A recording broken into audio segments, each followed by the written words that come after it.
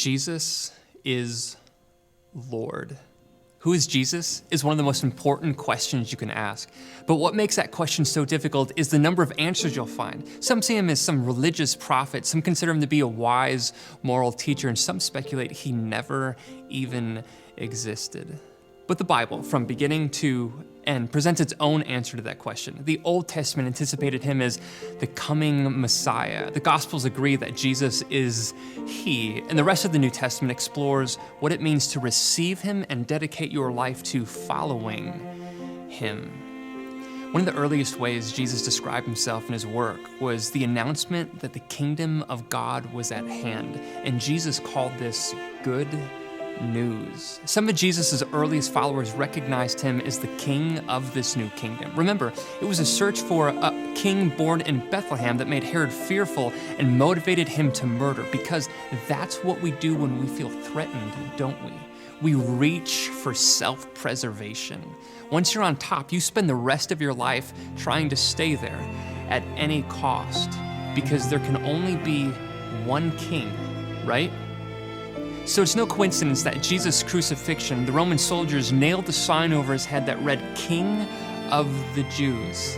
They meant it to mock him, but his life, his death, and his resurrection showed us that he was that and so much more.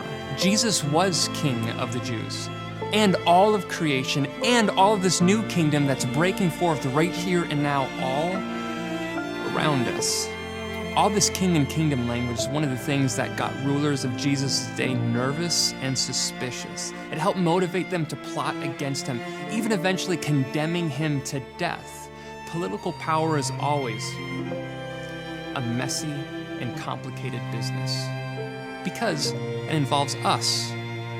We are messy and complicated.